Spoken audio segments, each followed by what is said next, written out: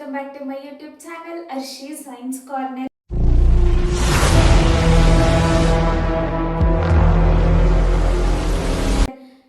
So ನಾನು ನಿಮ್ಮ ಪ್ರೀತಿಯ ಹರ್ಷಿತಾ. ಸೊ ಲಾಸ್ಟ್ ವಿಡಿಯೋಲಿ ನಾನು ಪೀರಿಯಾಡಿಕ್ ಟೇಬಲ್ ಅನ್ನು ನೋಡಿ ಯಾವುದೇ ಎಲಿಮೆಂಟ್ ಅದು ಚಾರ್ಜ್ ಹೇಗೆ ಕಂಡುಹಿಡಿಯೋದು ಮತ್ತೆ ಆ ಎಲಿಮೆಂಟ್ ನ ವೇಲೆನ್ಸ್ ಎಲೆಕ್ಟ್ರಾನಿಕ್ ಕಾನ್ಫಿಗರೇಷನ್ ಹೆಂಗೆ ಕಂಡುಹಿಡಿಯೋದು ಮತ್ತೆ ಅದರ ವೇಲೆನ್ಸ್ ಎಲೆಕ್ಟ್ರಾನ್ ಎಷ್ಟು ಹೇಳ್ಕೊಟ್ಟಿದ್ದೆ ನಾನು ನಿಮಗೆ ಲಾಸ್ಟ್ ವಿಡಿಯೋಲಿ. ಯಾರ್ಯಾರು ನನ್ನ ಲಾಸ್ಟ್ ವಿಡಿಯೋನ ನೋಡಿಲ್ಲ ಬೇಗ ಬೇಗ ಹೋಗಿ ನೋಡ್ಕೊಂಡ್ ಬನ್ನಿ. ಲಾಸ್ಟ್ ವಿಡಿಯೋದ ಲಿಂಕ್ ಅನ್ನ ಈ ವಿಡಿಯೋ ಡಿಸ್ಕ್ರಿಪ್ಷನ್ ಅಲ್ಲಿ ಪಿನ್ ಮಾಡಿರ್ತೀನಿ. ಸೊ ಈ ಒಂದು ವಿಡಿಯೋ ಅಲ್ಲಿ ನಾವು ರಾಡಿಕಲ್ಸ್ ಅಂದ್ರೆ ಏನು, ಅದರದ್ದು ಕೆಮಿಕಲ್ ಫಾರ್ಮುಲಾ ಯಾವುದು ಮತ್ತೆ ಅದರದ್ದು ಚಾರ್ಜ್ ಎಷ್ಟಿದೆ ಅಂತ ತಿಳ್ಕೊಂಡು ಕಾಂಪೌಂಡ್ಸ್ ನ ಫಾರ್ಮುಲಾನ ಕ್ರಿಸ್ ಕ್ರಾಸ್ ಮೆಥಡ್ ಯೂಸ್ ಮಾಡ್ಕೊಂಡು ಹೇಗೆ ಮಾಡೋದು ಅನ್ನೋದನ್ನ ಸಿಂಪಲ್ ಆಗಿ ಈ ವಿಡಿಯೋ ಅಲ್ಲಿ ನಾನು ನಿಮಗೆ ಹೇಳ್ಕೊಡ್ತೀನಿ. ಕೊನೆ ತನಕ ವಿಡಿಯೋವನ್ನ ನೋಡಿ, ಲೈಕ್ ಮಾಡಿ, ಶೇರ್ ಮಾಡಿ ಮತ್ತೆ ಸಬ್ಸ್ಕ್ರೈಬ್ ಮಾಡಿ. ಸೊ ರಾಡಿಕಲ್ಸ್ ಅಂತಂದ್ರೆ ಏನು? ರಾಡಿಕಲ್ಸ್ ಅಂದ್ರೆ it is an atom or a molecule or an ion. ಅಂದ್ರೆ ಅದು ಆಟಮು ಆಗಿರ್ಬೋದು, ಇಲ್ಲ ಮಾಲಿಕ್ಯೂಲು ಆಗಿರ್ಬೋದು, ಇಲ್ಲ ಅಯಾನು ಆಗಿರ್ಬೋದು. ಬಟ್ ಕಂಡೀಷನ್ ಏನು ಅಂದ್ರೆ it should have at least one unpaired valence electron. ಅಂದ್ರೆ ಆ ಆಟಮ್ ಅಥವಾ ಮಾಲಿಕ್ಯೂಲ್ ಅಥವಾ ಅಯಾನ್ ಅಲ್ಲಿ ಅಟ್ಲೀಸ್ಟ್ ಒಂದಾದ್ರೂ ಅನ್ಪೇರ್ಡ್ ವೇಲೆನ್ಸ್ ಎಲೆಕ್ಟ್ರಾನ್ ಇರಬೇಕು. ಆ ಎಲೆಕ್ಟ್ರಾನ್ ಪೇರ್ ಆಗಿರಬಾರ್ದು, ಅನ್ಪೇರ್ಡ್ ಆಗಿರಬೇಕು. ಇದು ರಾಡಿಕಲ್ಸ್ ಅಂತಂದ್ರೆ. ಸೊ ಇನ್ನೊಂದ್ಸರಿ, ರಾಡಿಕಲ್ಸ್ ಅಂದ್ರೆ it is an atom, molecule or ion which has at least one unpaired valence electron radicals ಅಂತ ಕರಿತೀವಿ. ಸೊ ರಾಡಿಕಲ್ಸ್ ಅಲ್ಲಿ ತುಂಬಾ ರಾಡಿಕಲ್ಸ್ ಇದೆ. ಸೊ 10th ಮಟ್ಟಿಗೆ ನಾವು ಇಲ್ಲ ಯಾವುದೇ ಫಾರ್ಮುಲಾ ಯಾವುದೇ ಕಾಂಪೌಂಡ್ ನ ಬರೀಬೇಕು ಅಂತಂದ್ರೆ ಈ 10 ರಾಡಿಕಲ್ಸ್ ಅನ್ನ ಕಲ್ತ್ಕೊಂಡ್ರೆ ಸಾಕು. ಸೊ ಯಾವ್ದು ರಾಡಿಕಲ್ಸ್ ಹೆಸರಿದೆ ಮತ್ತೆ ರಾಡಿಕಲ್ಸ್ ಸಿಂಬಲ್ ಏನು ಮತ್ತೆ ಅದ್ರದ್ದು ಚಾರ್ಜ್ ಏನು ಅಂತ ಬರ್ದಿದ್ದೀನಿ ನಾನು. ಸೊ ಫಸ್ಟ್ ರಾಡಿಕಲ್ ಬಂದು ಅಮೋನಿಯಾ. ಅಮೋನಿಯಾ ಸಿಂಬಲ್ ಬಂದು NH3. ಅಂದ್ರೆ 3 ಹೈಡ್ರೋಜನ್ ಆಟಮ್ ಮತ್ತೆ 1 ನೈಟ್ರೋಜನ್ ಆಟಮ್ ಕಂಬೈನ್ ಆಗಿ ಈ ಕಾಂಪೌಂಡ್ ಫಾರ್ಮ್ ಆಗಿದೆ. ಸೊ ಅದರದ್ದು ನೆಟ್ ಚಾರ್ಜ್ ಬಂದು 0 ಆಗಿರುತ್ತೆ. ಸೊ ನೆಕ್ಸ್ಟ್ ಬಂದು ಅಮೋನಿಯಂ. ಇದು ಅಮೋನಿಯಾ, ಇದು ಅಮೋನಿಯಂ. ಸೊ ಅಮೋನಿಯಂದ ಸಿಂಬಲ್ ಬಂದು NH4. ಅಂದ್ರೆ 4 ಹೈಡ್ರೋಜನ್ 1 ನೈಟ್ರೋಜನ್ ಆಟಮ್ ಕೂಡಿ ಈ ಕಾಂಪೌಂಡ್ ಫಾರ್ಮ್ ಆಗಿರುತ್ತೆ. ಸೊ ಇದರ ಚಾರ್ಜ್ ಬಂದು 1+.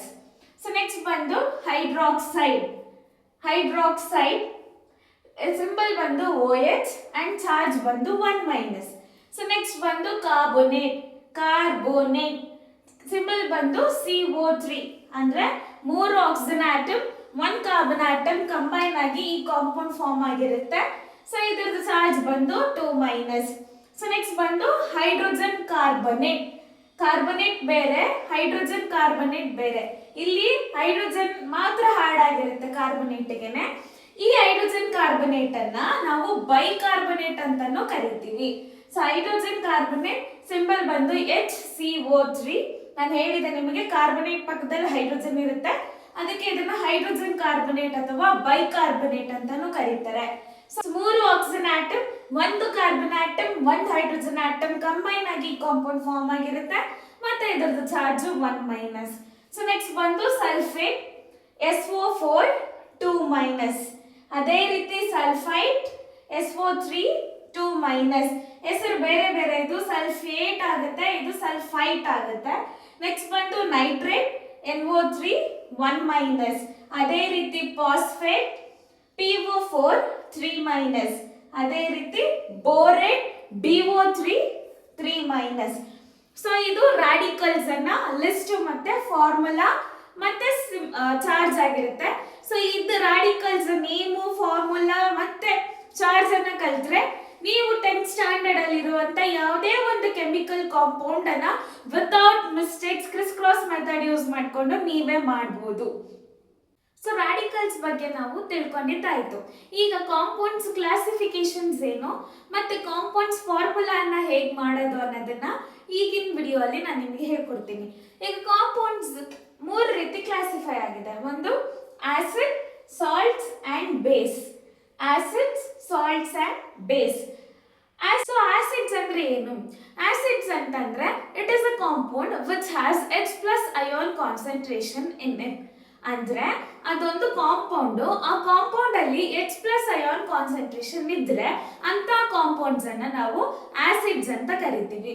ಸೊ ಆಸಿಡ್ ಹೆಂಗಿರುತ್ತೆ, ಐ ಮೀನ್ ಅದ್ರ ಫಿಸಿಕಲ್ ಪ್ರಾಪರ್ಟೀಸ್ ಏನು, ಕೆಮಿಕಲ್ ಪ್ರಾಪರ್ಟೀಸ್ ಏನು ಅನ್ನೋದನ್ನ ನಾನು ಅಪ್ಕಮಿಂಗ್ ವಿಡಿಯೋಸ್ ಅಲ್ಲಿ ತಿಳಿಸ್ಕೊಡ್ತೀನಿ. 10th standard second chapter acid base and salt ಅಲ್ಲಿ ಇದೆ. ಅಪ್ಕಮಿಂಗ್ ವಿಡಿಯೋ ಅಲ್ಲಿ ನಾನು ಆ ವಿಡಿಯೋನ ಮಾಡ್ಕೊಡ್ತೀನಿ. ಸೊ ನೆಕ್ಸ್ಟ್ ಬಂದು ಬೇಸ್ ಅಂತಂದ್ರೆ it is a compound which has OH- ion concentration. Acid ಅಲ್ಲಿ H+ ಅಯಾನ್ ಕಾನ್ಸಂಟ್ರೇಷನ್ ಇತ್ತು ಅಂದ್ರೆ ಬೇಸ್ ಅಲ್ಲಿ OH- ಅಯಾನ್ ಕಾನ್ಸಂಟ್ರೇಷನ್ ಇರುತ್ತೆ. ಅಂದ್ರೆ ಹೈಡ್ರಾಕ್ಸೈಡ್ ಅಯಾನ್ ಕಾನ್ಸಂಟ್ರೇಷನ್ ಇತ್ತು ಅಂತಂದ್ರೆ ಅಂತದನ್ನ ನಾವು ಬೇಸ್ ಅಂತ ಕರಿತೀವಿ. So acid H+, base OH-. ಈಗ ಸಾಲ್ಟ್ ಅಂತಂದ್ರೆ ಸಾಲ್ಟ್ ಬಂದು ನ್ಯೂಟ್ರಲ್ ಕಾಂಪೌಂಡ್, ಅದರಲ್ಲಿ H+ ಅಯಾನ್ಸು ಇರಬಾರ್ದು, OH- ಅಯಾನ್ಸು ಇರಬಾರ್ದು, ಅಂತದನ್ನ ನಾವು ಸಾಲ್ಟ್ ಅಂತ ಕರಿತೀವಿ. ಸೊ ಸಾಲ್ಟ್ ಅಂತಂದ್ರೆ it's a compound formed after the neutralisation of acid and base. ಅಂದ್ರೆ ಆಸಿಡ್ ಮತ್ತೆ ಬೇಸ್ ಎರಡೂ ಮಿಕ್ಸ್ ಆದ್ರೆ ನಮಗೆ ಕೊಡೋದು ಕಾಂಪೌಂಡ್ ಸಾಲ್ಟ್ ಮತ್ತೆ ವಾಟರ್. ಈ ಪ್ರೋಸೆಸ್ ಅನ್ನ ನಾವು ನ್ಯೂಟ್ರಲೈಸೇಷನ್ ರಿಯಾಕ್ಷನ್ ಅಂತ ಕರಿತೀವಿ. ಏನು, ಆಸಿಡ್ ಮತ್ತೆ ಬೇಸ್ ರಿಯಾಕ್ಟ್ ಆದ್ರೆ ನಮಗೆ ಸಿಗೋದು ಯಾವುದು, ಸಾಲ್ಟ್ ಮತ್ತೆ ವಾಟರ್. ಸೊ ಈ ರಿಯಾಕ್ಷನ್ ಅನ್ನ ನ್ಯೂಟ್ರಲೈಸೇಷನ್ ಅಂತೀವಿ. ಈ ಸಾಲ್ಟ್ ಅಲ್ಲಿ H+ ಅಯಾನು ಇರಬಾರ್ದು, OH- ಅಯಾನ್ಸು ಇರಬಾರ್ದು. ಸೊ ಅಂತದನ್ನ ಸಾಲ್ಟ್ ಅಂತ ಕರಿತೀವಿ. ಕೆಲವೊಂದು ಕೇಸಸ್ ಅಲ್ಲಿ ನಮಗೆ H+ ಅಯಾನ್ ಕಾನ್ಸಂಟ್ರೇಷನ್ ಇರುತ್ತೆ, OH- ಅಯಾನ್ ಕಾನ್ಸಂಟ್ರೇಷನ್ ಇರುತ್ತೆ. ಸೊ ಅದಕ್ಕೆ ಅದನ್ನ ಅಸಿಡಿಕ್ ಸಾಲ್ಟ್ ಮತ್ತೆ ಬೇಸಿಕ್ ಸಾಲ್ಟ್ ಅಂತ ಕ್ಲಾಸಿಫೈ ಮಾಡಿರ್ತೀವಿ. ಸಾಲ್ಟ್ಸ್ ಬಗ್ಗೆ, ಸಾಲ್ಟ್ಸ್ 3 ರೀತಿ ಕ್ಲಾಸಿಫೈ ಆಗಿದೆ. ಒಂದು ಕಾರ್ಬನೇಟ್ಸ್, ಸಲ್ಫೇಟ್ಸ್, ನೈಟ್ರೇಟ್ಸ್, ಮತ್ತೆ ಕ್ಲಾಸಿಫೈ ಆಗುತ್ತೆ ಆಕ್ಸೈಡ್ಸ್, ಬೋರೇಟ್ಸ್, ಫಾಸ್ಫೇಟ್ಸ್, ಈ ತರದ್ದು ಸುಮಾರಷ್ಟು ಕ್ಲಾಸಿಫಿಕೇಶನ್ ಆಗಿದೆ.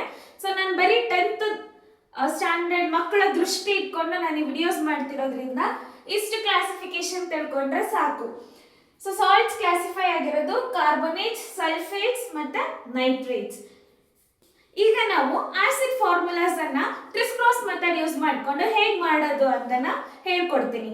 ಫಾರ್ ಎಕ್ಸಾಂಪಲ್, ಈಗ ಹೈಡ್ರೋಕ್ಲೋರಿಕ್ ಆಸಿಡ್ ಬರೀರಿ ಅಂತ ಹೇಳಿದ್ರೆ ಏನ್ ಮಾಡೋದು, ಹೈಡ್ರೋಕ್ಲೋರಿಕ್ ಆಸಿಡ್ ನೆನ್ಪಿಟ್ಕೊಳ್ಳಿ, ಆಸಿಡ್ಸ್ ಅಲ್ಲಿ H+ ಇರಬೇಕು. ಹೈಡ್ರೋಕ್ಲೋರಿಕ್ ಆಸಿಡ್ ಬರೆಯೋದಕ್ಕೆ ಹೇಳಿದ್ರೆ ಫಸ್ಟ್ ಹೈಡ್ರೋಜನ್ ಬರೀಬೇಕು. ನೆಕ್ಸ್ಟ್ ಕ್ಲೋರಿಕ್ ಅಂದ್ರೆ ಇಟ್ಸ್ ನಥಿಂಗ್ ಬಟ್ ಕ್ಲೋರಿನ್ ಇದೆ ಅದರಲ್ಲಿ ಅಂತ ಅರ್ಥ. ಸೊ ಹೈಡ್ರೋಜನ್ ಮತ್ತೆ ಕ್ಲೋರಿನ್. ಈಗ ಏನ್ ಮಾಡ್ಬೇಕು, ಅದರ ತಲೆ ಮೇಲೆ ಅದರದ್ದು ಚಾರ್ಜಸ್ ಅನ್ನ ಬರ್ಕೋಬೇಕು. ಸೊ ಲಾಸ್ಟ್ ಪೀರಿಯೋಡಿಕ್ ಟೇಬಲ್ ನೋಡೋದಾದ್ರೆ ಹೈಡ್ರೋಜನ್ ಚಾರ್ಜ್ ಏನಾಗುತ್ತೆ, 1+ ಆಗುತ್ತೆ, ಮತ್ತೆ ಕ್ಲೋರಿನ್ ಚಾರ್ಜ್ 1- ಆಗುತ್ತೆ. ಸೊ ಸಿಂಪಲ್ ಮ್ಯಾಥ್ಸ್ ಅನ್ನ ಯೂಸ್ ಮಾಡಿ ಒಂದು ಪ್ಲಸ್ ಒಂದು ಮೈನಸ್ ಇದ್ದು ಸೇಮ್ ನಂಬರ್ ಆಗಿದ್ರೆ ಇದೆಲ್ಲ ಕ್ಯಾನ್ಸಲ್ ಔಟ್ ಆಗಿ ನಮಗೆ HCl ಮಾತ್ರ ಸಿಗುತ್ತೆ. ಸೊ ಹೈಡ್ರೋಕ್ಲೋರಿಕ್ ಆಸಿಡ್ ಫಾರ್ಮುಲಾ ಬಂದು HCl. ಸೊ ಇವಾಗ ನಾವು ಯಾವುದೇ ಒಂದು ಆಸಿಡ್ ನ ಬರೆಯುವಾಗ ಸ್ಟಾರ್ಟಿಂಗ್ ಅಲ್ಲಿ ನಾವು ಹೈಡ್ರೋಜನ್ ನ ಕನ್ಸಿಡರ್ ಮಾಡಬೇಕು. ನೆಕ್ಸ್ಟ್ ಸಲ್ಫ್ಯೂರಿಕ್ ಆಸಿಡ್ ಅಂತ ತಗೊಂಡಾಗ ಹೈಡ್ರೋಜನ್ ಇರುತ್ತೆ ಮತ್ತೆ ಸಲ್ಫೇಟ್ ಇರುತ್ತೆ. ಸೊ ರಾಡಿಕಲ್ಸ್ ಅಲ್ಲಿ ನಾನು ಬರ್ಸಿದ್ದೆ, ಸಲ್ಫೇಟ್ ಫಾರ್ಮುಲಾ ಬಂದು SO4. ಮತ್ತೆ ಈಗ ಏನ್ ಮಾಡ್ಬೇಕು, ಚಾರ್ಜಸ್ ಅನ್ನ ಬರ್ಕೊಬೇಕು. Hydrogen 1+, sulphate 2-. ಸೊ ನಾವು ಕ್ರಿಸ್ ಕ್ರಾಸ್ ಮೆಥಡ್ ಯೂಸ್ ಮಾಡ್ಕೊಂಡು ಫಾರ್ಮುಲಾನ ಮಾಡೋಣ. ಹೆಸರಲ್ಲೇ ಇದೆ ಕ್ರಾಸಿಂಗ್ ಮೆಥಡ್. ಅಂದ್ರೆ ಸಲ್ಫೇಟ್ ಹತ್ರ ಇರೋ 2 ಅನ್ನ ಹೈಡ್ರೋಜನ್ ಕಳಿಸುತ್ತೆ, ಹಾಗೆ ಹೈಡ್ರೋಜನ್ ಹತ್ರ ಇರೋ 1 ಅನ್ನ ಸಲ್ಫೇಟ್ ಕಳಿಸುತ್ತೆ. ಅಂದ್ರೆ ಸಿಂಪಲ್ ಕ್ರಾಸ್ ಮಲ್ಟಿಪ್ಲಿಕೇಶನ್ ತರ ಇಲ್ಲಿ ಚಾರ್ಜಸ್ ಎಕ್ಸ್ಚೇಂಜ್ ಆಗುತ್ತೆ. ಸೊ ಕ್ರಾಸ್ ಆಗಿ ಎಕ್ಸ್ಚೇಂಜ್ ಆಗೋದ್ರಿಂದ ಇದನ್ನ ಕ್ರಿಸ್ ಕ್ರಾಸ್ ಮೆಥಡ್ ಅಂತ ಕರಿತೀವಿ. ಸೊ ಫೈನಲಿ ಫಾರ್ಮುಲಾ ಏನಾಗುತ್ತೆ, H ಈ 2 ಹೈಡ್ರೋಜನ್ ಹತ್ರ ಬಂದಾಗ H2 ಆಗುತ್ತೆ, ಮತ್ತೆ SO4 ಈ 1 ಅನ್ನ ಬರೆದ್ರು ಒಂದೇ ಬಿಟ್ರು ಒಂದೇ. ಸೊ ಫೈನಲಿ ನಮಗೆ ಸಲ್ಫ್ಯೂರಿಕ್ ಆಸಿಡ್ ಫಾರ್ಮುಲಾ ಏನ್ ಸಿಕ್ತು, H2SO4. ಸಲ್ಫ್ಯೂರಿಕ್ ಆಸಿಡ್ ಬಂದು H2SO4. ಈಗ ನೈಟ್ರಿಕ್ ಆಸಿಡ್ ಮಾಡೋದು ಹೇಗೆ, ನಾನು ನಿಮಗೆ ಫಸ್ಟ್ ಹೇಳಿದ್ದೆ, ಯಾವುದೇ ಒಂದು ಆಸಿಡ್ ಅನ್ನ ಬರೆಯುವಾಗ first we need to consider a hydrogen atom.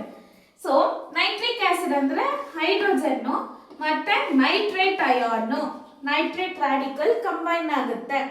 So nitrate formula ಬಂದು NO3, ಮತ್ತೆ ಈಗ ಏನ್ ಮಾಡ್ಬೇಕಪ್ಪ, ಚಾರ್ಜಸ್ ಬರೀಬೇಕು. ಸೊ ಇದು ನೈಟ್ರೇಟ್ ಚಾರ್ಜ್ 1 ಮೈನಸ್ ಆಗುತ್ತೆ. ಸೊ 1 ಪ್ಲಸ್ 1 ಮೈನಸ್ ಹೋಗಿ ಅದೇ ರೀತಿ HNO3 ಫಾರ್ಮ್ ಆಗುತ್ತೆ. ಸೊ ನೈಟ್ರಿಕ್ ಆಸಿಡ್ ಬಂದು HNO3. ಅದೇ ರೀತಿ ನಾವು ಕ್ರಿಸ್ ಕ್ರಾಸ್ ಮೆಥಡ್ ಯೂಸ್ ಮಾಡ್ಕೊಂಡು ಮಾಡಿದ್ರೆ ಬೋರಿಕ್ ಆಸಿಡ್ ಸಿಗುತ್ತೆ, ಫಾಸ್ಫೋರಿಕ್ ಆಸಿಡ್ ಸಿಗುತ್ತೆ. ಫಾಸ್ಫೋರಿಕ್ ಆಸಿಡ್ ಬಂದು H3PO4, ಬೋರಿಕ್ ಆಸಿಡ್ ಬಂದು H3BO4, ಬ್ರೋಮಿಕ್ ಆಸಿಡ್ ಸಿಗುತ್ತೆ HBr. ಅದೇ ರೀತಿ ನಾವು ಎಷ್ಟೊಂದು ಆಸಿಡ್ಸ್ ಅನ್ನ ಮಾಡಬಹುದು. ಸೊ ಇದು ಆಸಿಡ್ಸ್ ಲಿಸ್ಟ್ ಆಗುತ್ತೆ. ಇಲ್ಲಿ ಅಬ್ಸರ್ವ್ ಮಾಡಿ, ಆಸಿಡ್ ಲಿಸ್ಟ್ ಅಲ್ಲಿ ಸ್ಟಾರ್ಟಿಂಗ್ ನಮಗೆ ಹೈಡ್ರೋಜನ್ ಮಾತ್ರ ಕಾಣಿಸ್ತಿದೆ.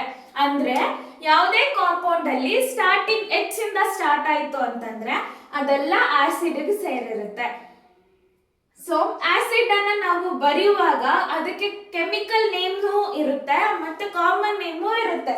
ಇದಕ್ಕೆ ಕೆಮಿಕಲ್ ನೇಮ್ ಬಂದು ಹೈಡ್ರೋಜನ್ ಕ್ಲೋರೈಡ್, ಬಟ್ ಇದನ್ನ ಹೈಡ್ರೋಕ್ಲೋರಿಕ್ ಆಸಿಡ್ ಅಂತ ಕರಿತೀವಿ. ಸೊ ಕಾಮನ್ ನೇಮ್ ಬಂದು ಅಲ್ಲಿ ಹೈಡ್ರೋಕ್ಲೋರಿಕ್ ಆಸಿಡ್ ಮತ್ತೆ ಹೈಡ್ರೋಜನ್ ಕ್ಲೋರೈಡ್ ಬಂದು ಕೆಮಿಕಲ್ ನೇಮ್. ಅದೇ ತರ ಹೈಡ್ರೋಜನ್ ಬ್ರೋಮೈಡ್ ಅದನ್ನ ಬ್ರೋಮಿಕ್ ಆಸಿಡ್ ಅಂತಾನೂ ಕರಿತೀವಿ. ಸೊ ಇದು ಆಸಿಡ್ಸ್ ನ ಲಿಸ್ಟ್ ಆಗಿರುತ್ತೆ. ಈಗ ಬೇಸಿಡ್ ಬರೆಯೋದಾದ್ರೆ ಆಸಿಡ್ಸ್ ಅಲ್ಲಿ ಈಗ ಬೇಸ್ ನೋಡೋಣ. ಆಸಿಡ್ ಅಲ್ಲಿ ಏನಾಯ್ತು, ಸ್ಟಾರ್ಟಿಂಗ್ ಅಲ್ಲಿ H ಇತ್ತು, ಬೇಸ್ ಅಲ್ಲಿ ಕೊನೆಯಲ್ಲಿ OH ಇರಬೇಕು. ಅಂದ್ರೆ ಹೈಡ್ರಾಕ್ಸೈಡ್ ಅಯಾನ್ ಕಾನ್ಸಂಟ್ರೇಷನ್ ಜಾಸ್ತಿ ಇರಬೇಕು. ಫಾರ್ ಎಕ್ಸಾಂಪಲ್ ಈಗ ಸೋಡಿಯಂ ಹೈಡ್ರಾಕ್ಸೈಡ್ ಬೇಸ್ ಮಾಡಿ ಅಂತಂದ್ರೆ ಸೋಡಿಯಂ ಗೊತ್ತೇ ಇದೆ, Na ಬಂದು ಸೋಡಿಯಂ ಮತ್ತೆ ಹೈಡ್ರಾಕ್ಸೈಡ್ ಅಂದ್ರೆ OH ಹೇಳಿದ್ದೆ. ಸೊ ಸೋಡಿಯಂ ಚಾರ್ಜ್ ಏನಿದೆ 1 ಪ್ಲಸ್ ಇದೆ, ಹೈಡ್ರಾಕ್ಸೈಡ್ 1 ಮೈನಸ್. ಅಂಡ್ ಇನ್ನೊಂದು ಅಬ್ಸರ್ವ್ ಮಾಡಿ, ಈ Na ನಾನು ಕ್ಯಾಪಿಟಲ್ N ಕ್ಯಾಪಿಟಲ್ A ಬರೀಬಾರ್ದು. ಯಾಕಂದ್ರೆ ಇದು ಒಂದೇ ಆಟಮ್, Na ಬಂದು ಸೋಡಿಯಂದು ಒಂದೇ ಆಟಮ್ ಆಗಿರೋದ್ರಿಂದ ನಾನು ಒಂದು ಕ್ಯಾಪಿಟಲ್ ಒಂದು ಸ್ಮಾಲ್ ಬರೀಬೇಕು. ಇಲ್ಲಿ hydroxide capital H O small h ಬರೆಯಂಗಿಲ್ಲ. ಯಾಕೆ ಅಂತಂದ್ರೆ ಇಲ್ಲಿ ಹೈಡ್ರೋಜನ್ ಮತ್ತು ಆಕ್ಸಿಜನ್ ಬೇರೆ ಬೇರೆ ಆಟಮ್ ಆಗಿರೋದ್ರಿಂದ ನಾನು ಎರಡು ಕ್ಯಾಪ್ಸ್ ಲಾಕ್ ಯೂಸ್ ಮಾಡ್ಕೊಂಡು ಬರಿಬೇಕಾಗುತ್ತೆ. ಇಲ್ಲಿ ಅಬ್ಸರ್ವ್ ಮಾಡಿ, Na 1 ಪ್ಲಸ್ ಚಾರ್ಜ್ ಇದೆ ಮತ್ತು ಹೈಡ್ರಾಕ್ಸೈಡ್ 1 ಮೈನಸ್ ಚಾರ್ಜ್ ಇದೆ. ಎರಡೂ ಕ್ಯಾನ್ಸಲ್ ಔಟ್ ಆಗಿ ನನಗೆ NaOH ಸಿಗುತ್ತೆ. ಸೊ NaOH ನ ಹೇಗೆ ಓದಬೇಕು, Na ಅಂದ್ರೆ ಸೋಡಿಯಂ, OH ಅಂದ್ರೆ ಹೈಡ್ರಾಕ್ಸೈಡ್. ಏನಂತ ಓದಬೇಕು, ಸೋಡಿಯಂ ಹೈಡ್ರಾಕ್ಸೈಡ್. ಅದೇ ತರ ಕ್ಯಾಲ್ಸಿಯಂ ಹೈಡ್ರಾಕ್ಸೈಡ್ ಮಾಡಿ ಅಂತ ಹೇಳಿದಾಗ, ಸೊ ಕ್ಯಾಲ್ಸಿಯಂ ಫಾರ್ಮುಲಾ Ca ಮತ್ತೆ ಹೈಡ್ರಾಕ್ಸೈಡ್ ಸಿಂಬಲ್ ಬಂದು OH. ಈಗ ಕ್ಯಾಲ್ಸಿಯಂ ಚಾರ್ಜ್ ಬಂದು 2 ಪ್ಲಸ್, ಹೈಡ್ರಾಕ್ಸೈಡ್ ಚಾರ್ಜ್ ಬಂದು 1 ಮೈನಸ್ ಆಗುತ್ತೆ. ನಾನು ನಿಮಗೆ ಹೇಳಿದ್ದೆ ಕ್ರಿಸ್ ಕ್ರಾಸ್ ಮೆಥಡ್ ಯೂಸ್ ಮಾಡಿಕೊಂಡು ಮಾಡಬೇಕು ಅಂತ. ಫಾರ್ E2 ಏನಾಗುತ್ತೆ, ಹೈಡ್ರಾಕ್ಸೈಡ್ ಹತ್ರ ಹೋಗುತ್ತೆ ಮತ್ತೆ E1 ಕ್ಯಾಲ್ಸಿಯಂ ಹತ್ರ ಬರುತ್ತೆ. ಸೊ E1 ಕ್ಯಾಲ್ಸಿಯಂ ಹತ್ರ ಬಂದಾಗ ಫೈನಲಿ ಫಾರ್ಮುಲಾ ಏನಾಗುತ್ತೆ, Ca1 ಬರೆದ್ರು ಒಂದೇ ಬಿಟ್ರು ಒಂದೇ, OH2 ಆಗುತ್ತೆ. ಸೊ ಈ ರೀತಿ ನಾವು ಫಾರ್ಮುಲಾನ ಬರೆಯಬಾರ್ದು. ಯಾಕಂದ್ರೆ ರಾಡಿಕಲ್ಸ್ ಎಲ್ಲೆಲ್ಲಿ ಲಿಸ್ಟ್ ಬಂದಿದೆಯೋ ಆ ರಾಡಿಕಲ್ಸ್ ಲಿಸ್ಟ್ ಬಂದಾಗೆಲ್ಲ ನಾವು ಬ್ರಾಕೆಟ್ ಹಾಕಬೇಕಾಗುತ್ತೆ. ಯಾಕೆ ಅಂತಂದ್ರೆ E2 ಹೈಡ್ರೋಜನ್ಗೂ ಸೇರುತ್ತೆ ಮತ್ತೆ ಆಕ್ಸಿಜನ್ಗೂ ಸೇರುತ್ತೆ. ಆದ್ರಿಂದ ನಾವು ಬ್ರಾಕೆಟ್ಸ್ ಅನ್ನ ಯೂಸ್ ಮಾಡಿಕೊಂಡು ಬರಿಬೇಕಾಗುತ್ತೆ. ಇದ್ರ ಹೆಸರು ಬಂದು ಕ್ಯಾಲ್ಸಿಯಂ ಹೈಡ್ರಾಕ್ಸೈಡ್. ಅಂದ್ರೆ ಫಸ್ಟ್ ಮೆಟಲ್ ನೇಮ್ ಅನ್ನ ಓದ್ತೀವಿ, ಆಮೇಲೆ ಹೈಡ್ರಾಕ್ಸೈಡ್ ಅನ್ನ ಆಡ್ ಮಾಡ್ತಾ ಹೋಗ್ತೀವಿ. ಮತ್ತೆ ಇದನ್ನ ಸಿಂಬಲೈಸ್ ಆಗಿ ಹೇಗೆ ಓದೋದು ಅಂತಂದ್ರೆ CmOH ಇದನ್ನ ಟ್ವೈಸ್ ಅಂತ ಓದಬೇಕು. 2 ಇತ್ತು ಅಂತಂದ್ರೆ ಟ್ವೈಸ್, 3 ಇತ್ತು ಅಂದ್ರೆ ಥ್ರೈಸ್.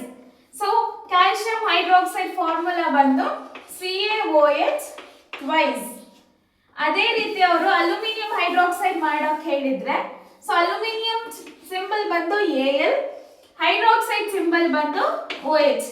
ಮತ್ತೆ ಅಲ್ಯೂಮಿನಿಯಂ ಚಾರ್ಜ್ ಬಂದು 3 ಪ್ಲಸ್ ಆಗಿರುತ್ತೆ, ಹೈಡ್ರಾಕ್ಸೈಡ್ 1 ಮೈನಸ್. ಸೇಮ್ ನೀವು ಕ್ರಿಸ್ ಕ್ರಾಸ್ ಮೆಥಡ್ ಅನ್ನ ಯೂಸ್ ಮಾಡಿದ್ರೆ ಅಲ್ಯೂಮಿನಿಯಂ Al OH 3 ಆಗುತ್ತೆ. ಸೊ ಹೈಡ್ರಾಕ್ಸೈಡ್ ರಾಡಿಕಲ್ ಆಗಿರೋದ್ರಿಂದ ನಾವು ಬ್ರಾಕೆಟ್ ಅನ್ನ ಯೂಸ್ ಮಾಡಬೇಕಾಗುತ್ತೆ. ಸೊ ಇದನ್ನ ಹೇಗೆ ಓದಬೇಕು, AlOH thrice, AlOH thrice, aluminium hydroxide ಅಂತ ಕರಿತೀವಿ ಇದನ್ನ. So aluminium hydroxide charge symbol ಬಂದು ಸೊ ಅಲ್ಯೂಮಿನಿಯಂ ಹೈಡ್ರಾಕ್ಸೈಡ್ ಫಾರ್ಮುಲಾ ಬಂದು AlOH ಟ್ರೈಸ್ ಆಗಿರುತ್ತೆ. ಸೊ ಅದೇ ರೀತಿ ನೀವು ಮಾಡ್ತಾ ಹೋದ್ರೆ ನಿಮಗೆ ಮೆಗ್ನೀಷಿಯಂ ಹೈಡ್ರಾಕ್ಸೈಡ್ MgOH ಟ್ರೈಸ್ ಸಿಗುತ್ತೆ. ಅದೇ ರೀತಿ ZnOH ಟ್ರೈಸ್ ಸಿಗುತ್ತೆ ಜಿಂಕ್ ಹೈಡ್ರಾಕ್ಸೈಡ್. ಅದೇ ರೀತಿ ಅಮೋನಿಯಂ ಮಾಡೋದಾದ್ರೆ NH4OH ಆಗುತ್ತೆ. NH4OH ಬಂದು ಅಮೋನಿಯಂ ಹೈಡ್ರಾಕ್ಸೈಡ್. ಸೊ ಇದಿಷ್ಟು ಬೇಸ್ ಲಿಸ್ಟ್ ಆಗಿರುತ್ತೆ. ಈ ಬೇಸ್ ಲಿಸ್ಟ್ ಅಲ್ಲಿ ಅಬ್ಸರ್ವ್ ಮಾಡಿ ಕೊನೆದಲ್ಲೆಲ್ಲ OH ಕಾಮನ್ ಇದೆ. ಸೊ ಯಾವುದೇ ಕಾಂಪೌಂಡ್ ಅಲ್ಲಿ OH ಕಾಮನ್ ಬಂತು ಅಂತಂದ್ರೆ ಅದು ಬೇಸ್ ಆಗಿರುತ್ತೆ. ಸ್ಟಾರ್ಟಿಂಗ್ ಅಲ್ಲಿ H ಬಂತು ಅಂದ್ರೆ ಅದು ಆಸಿಡ್, ಕೊನೆಯಲ್ಲಿ OH ಬಂತು ಅಂದ್ರೆ ಅದು ಬೇಸ್. ಇವಾಗ ಸಾಲ್ಟ್ಸ್ ಅನ್ನ ನೋಡೋಣ. ಸೊ ಸಾಲ್ಟ್ಸ್ ಅಲ್ಲಿ ಏನು ಹ್ಯಾಲೋಜೆನ್ಸ್ ಇರ್ಬೋದು ಅಥವಾ ಈ ರಾಡಿಕಲ್ಸ್ ಲಿಸ್ಟ್ ಇರ್ಬೋದು ಸಾಲ್ಟ್ಸ್ ಅಲ್ಲಿ. ಫಾರ್ ಎಕ್ಸಾಂಪಲ್ ಕಾರ್ಬೋನೇಟ್ಸ್ ನೋಡೋದಾದ್ರೆ ಮೆಗ್ನೀಷಿಯಂ ಕಾರ್ಬನೇಟ್ ಮಾಡಿ ಅಂತ ಹೇಳಿದಾಗ Mg2+ ಆಗಿರುತ್ತೆ ಚಾರ್ಜ್, ಕಾರ್ಬನೇಟ್ CO3 2- ಆಗಿರುತ್ತೆ. ಸೊ 2+ 2- ಕ್ಯಾನ್ಸಲ್ ಔಟ್ ಆಗಿ ನಮಗೆ ಫೈನಲಿ ಮೆಗ್ನೀಷಿಯಂ ಕಾರ್ಬನೇಟ್ ಚಾರ್ಜ್ ಬಂದು MgCO3 ಸಿಗುತ್ತೆ. ಅದೇ ರೀತಿ ನೀವು ಮಾಡ್ಕೊಂಡು ಹೋದ್ರೆ CaCO3 ಸಿಗುತ್ತೆ, ಕ್ಯಾಲ್ಸಿಯಂ ಕಾರ್ಬನೇಟ್. ಅದೇ ರೀತಿ ನೀವು ಅಲ್ಯೂಮಿನಿಯಂ ಮಾಡೋದಾದ್ರೆ ಅಲ್ಯೂಮಿನಿಯಂ 3+ ಕಾರ್ಬನೇಟ್ 2- ಆಗುತ್ತೆ. ಸೊ ನೀವು ಕ್ರಾಸ್ ಮೆಥಡ್ ಮಾಡಿದಾಗ ಈ 2 ಅಲ್ಯೂಮಿನಿಯಂ ಹತ್ರ ಬರುತ್ತೆ, ಈ 3 ಕಾರ್ಬನೇಟ್ ಹತ್ರ ಬರುತ್ತೆ. ಫೈನಲಿ ಏನಾಗುತ್ತೆ Al2CO3 ಟ್ರೈಸ್ ಆಗುತ್ತೆ. ಸೊ ಅಲ್ಯೂಮಿನಿಯಂ ಕಾರ್ಬನೇಟ್ ಬಂದು Al2CO3 ಟ್ರೈಸ್. ಸೊ ಈ ಮೆಥಡ್ ಅನ್ನ ಯೂಸ್ ಮಾಡಿಕೊಂಡು ನೀವು ಎಷ್ಟೇ ಕಾಂಪೌಂಡ್ಸ್ ಈಸಿಯಾಗಿ ಚಾರ್ಜಸ್ ಅನ್ನ ಬರೀಬಹುದು. ಸೊ ನೆಕ್ಸ್ಟ್ ಬಂದು ಬೈಕಾರ್ಬನೇಟ್ಸ್ ಗೆ ಸೋಡಿಯಂ ಬೈಕಾರ್ಬನೇಟ್ ಮಾಡೋದಾದ್ರೆ Na ಸೋಡಿಯಂ ಬೈಕಾರ್ಬನೇಟ್